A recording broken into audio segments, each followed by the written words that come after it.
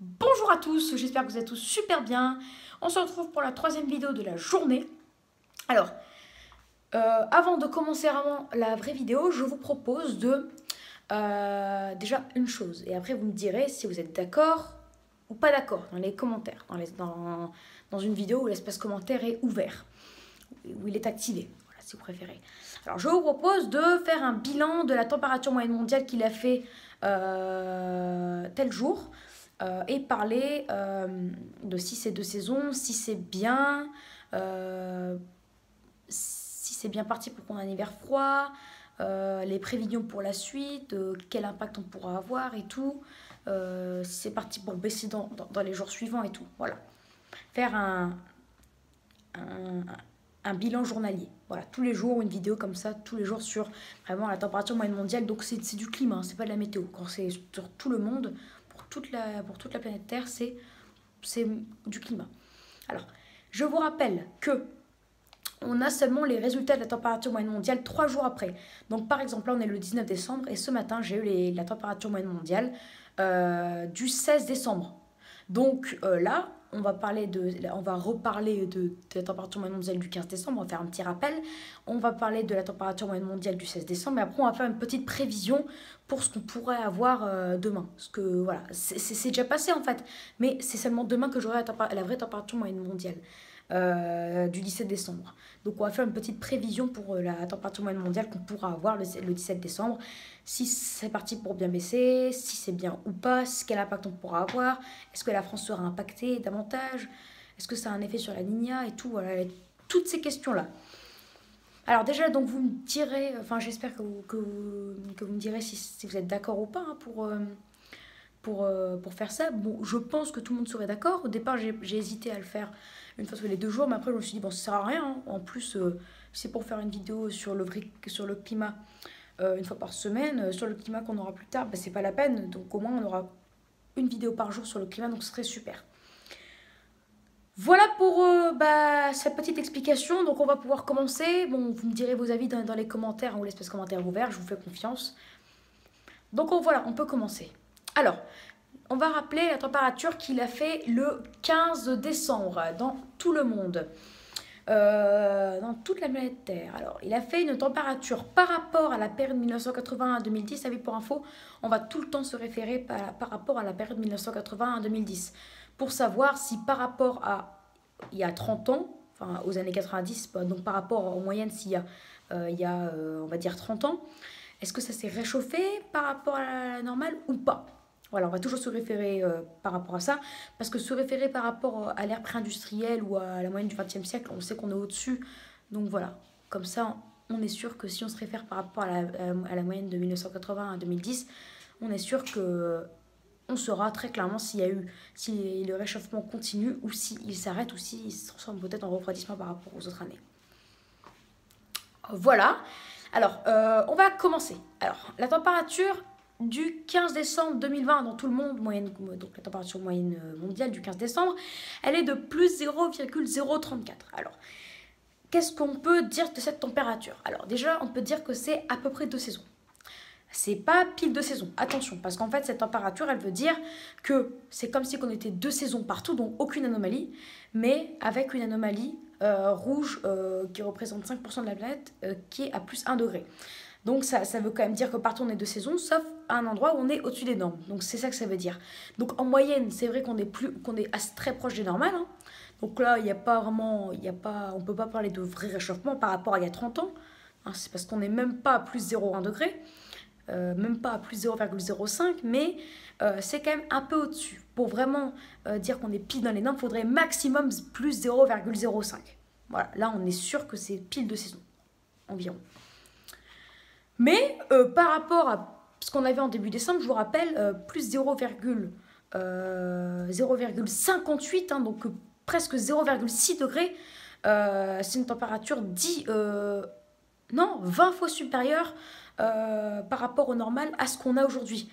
Vous imaginez quand même 20 fois plus doux il y a, on va dire, il y a 15 jours que là. Il y a 2 semaines que là. C'est 20 fois plus doux qu'il y a 2 semaines que maintenant. Donc voilà, il y a une différence. Voilà, donc on est à peu proche des normales. Hein. Donc il n'y a pas d'inquiétude à avoir, mais il faut voir que ça baisse pour vraiment dire qu'on est pile dans les normes et qu'il n'y a vraiment aucune inquiétude et qu'on pourrait retrouver vraiment des climats des années 90 où il y a plus de neige et tout.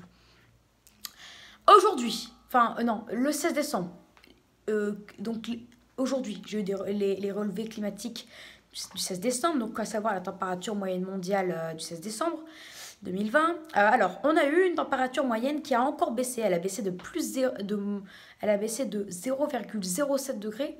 Donc, on a eu moins 0,07 degrés par rapport à hier, enfin au 15 décembre. Et donc, du coup, on est à plus 0,027, d'accord? Donc là, on n'est même plus à plus 0,03. Alors, parce que hier, enfin, le 15 décembre, on était à plus 0,0, on était à plus de plus 0,03. Alors que là, on est à moins de plus 0,03 hier. Voilà, donc on se rapproche du normal tout doucement. Et d'après les statistiques, si on continue avec cette baisse toujours constante de moins 0,07 par jour, bah dans 4 jours, donc le 21 décembre, on sera repassé sous les normales. Très très légèrement sous les normales, mais c'est quand même sous les normales. Alors, donc, c'est une température qui se rapproche des normales de plus en plus. Et d'après les stats, hein, c'est très simple parce que regardez, du 11 au 12, on est passé de plus 0,3 à plus 0,1. Du 12 au 13, on est passé de plus 0,1 à plus 0,9. Non, de plus 0,13 à plus 0,89. Et ensuite, on est passé du 13 au 14 de plus... Bref, enfin, ce que je veux dire, c'est qu'on est passé de plus 0,3 à plus 0,13 parce que je pense que je vais vous perdre à un moment avec tous ces chiffres-là. C'est vrai que c'est très difficile de mettre tous ces chiffres dans la tête et de les mémoriser. Donc, bref, on a baissé de 0,17. Ensuite, on a baissé de 0,1. Ensuite, on a baissé de 0,05 et tout, voilà. Donc ça veut dire, en bref, voilà, j'ai pas besoin de vous dire tous les calculs parce qu'après ça va être difficile. Ce que je veux dire par là, c'est que d'après les statistiques, demain, on devrait baisser de moins 0,04 environ. Donc ça veut dire qu'on serait, a priori, demain, si jamais, d'après les statistiques venaient à se confirmer, enfin les prévisions statistiques en fait venaient à se confirmer, bah, on serait a priori demain à moins 0,13. Donc on serait repassé vraiment sous les normales de saison. Et ce serait la première fois depuis bien longtemps. Je ne sais pas c'est quand la dernière fois qu'on est repassé sous les normes. Mais ça devait être il y a, je pense, depuis 2013. Voilà. Depuis 2013, oui. Donc voilà. Après, maintenant, on va faire un dernier truc dans cette vidéo. On va parler de la prévision qu'on pourra... Oh oui, je viens de la faire. Donc oui, demain, en fait, on pourra avoir une température qui repasserait sous les normales. Alors oui, moins 0,013, j'ai envie de dire, vous allez me dire, c'est très très proche des normales, mais c'est quand même en dessous. En fait, c'est comme si qu'on avait été partout sans aucune anomalie, avec une toute petite surface bleue sous les normales de saison de moins 1 degré. Donc ça fait quand même en moyenne qu'on est très légèrement sous les normales de saison. Même si on peut dire que sur les 95-97% de la planète, on est pile dans les normes, bah, il y a quand même un endroit où on est sous les normes. Et oui, donc ça fait qu'on est quand même en moyenne sous les normes. Même si c'est très légèrement, on est quand même sous les normes. Donc ce serait excellent de repasser sous les normales de saison. Comme ça, repasser sous les normales, ça voudrait dire qu'on aurait un climat encore plus frais que les années 90. Donc, et je vous rappelle que les années 90, bah, l'hiver en France, ils étaient parfois très rudes. Hein. Alors, 2020, bah, ça se pourrait qu'on retrouve un hiver rude. Voilà, alors, et pour le 18 décembre, là, je ne sais pas encore. En fait, il faudra juste voir la température du 17 et là, on pourra faire une prévision. Si jamais la température du 17 venait à être à peu près, comme je l'ai dit, hein, pas pile, hein, pas moins 0,013 pile. Hein. Par exemple, si elle venait à être, par exemple, entre moins 0,01 et moins 0,015, donc plus ou moins 0,3 degrés près, bah on pourra déjà faire une prévision pour le 18. Ça voudrait dire que les statistiques marchent très bien lorsqu'on fait une prévision de température moyenne mondiale. Et donc du coup, on pourra faire de plus en plus de statistiques car on saura qu'elles marchent quand même très bien. Voilà pour cette petite vidéo sur la température moyenne mondiale et tout ça, sur possibles prévisions sur quels impacts on pourra avoir si jamais, on repasse sous les normes. Déjà, là, on peut avoir quelques impacts vu qu'on a les températures moyennes de la période 1980 à 2010.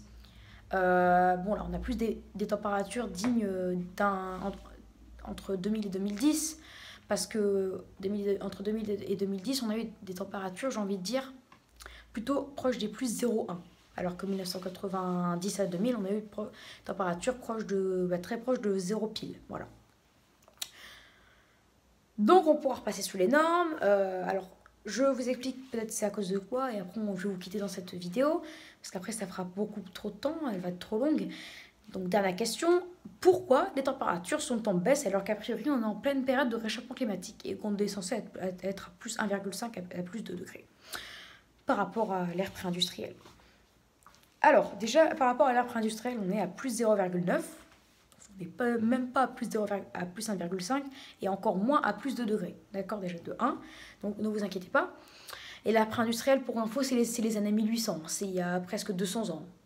D'accord? Donc, en moyenne, c'est les températures qu'on avait il y a 170 ans. Voilà, donc il y a 2 siècles même. Donc, ne vous inquiétez pas. En fait, ce qui peut l'expliquer, c'est la Niña, de 1. La Niña, elle représente 50% des températures qu'on a, parce qu'il y a quand même une surface dans l'océan Pacifique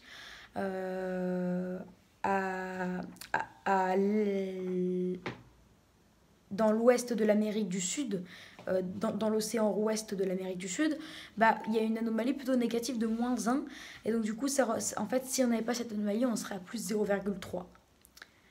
Plus 0,2, plus 0,3. Après, vous allez me dire, mais pourquoi? Alors, même sans la Niña, on serait à plus 0,2, plus 0,3. Alors, pourquoi les autres années, on était à plus 0,5, voire même plus 1 degré par rapport à la période 1980 à 2010? Alors que là, on est censé être en pleine période de réchauffement climatique et on serait à plus 0,2, plus 0,3. Tout simplement parce qu'il y a la baisse de l'activité solaire qui impacte. Il y a le Gulf Stream. On en reparlera, hein. D'accord, on fera des vidéos, mais ça impacte. Et il y a aussi le coronavirus. Bon, le coronavirus impacte peu, voire très peu. Hein. Il représente peut-être sans lui, on aurait plus 0,05, voire plus 0,1. Donc sans lui, on serait peut-être à plus 0,4. Et sans le... Ah non, ouais.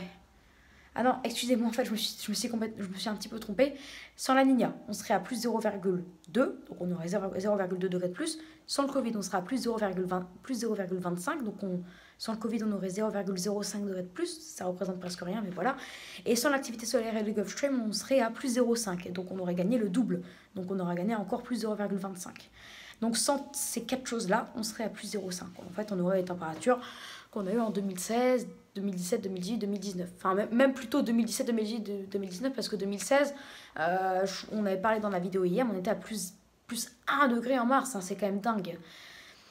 Donc voilà ces petites explications. Hein. Et à part...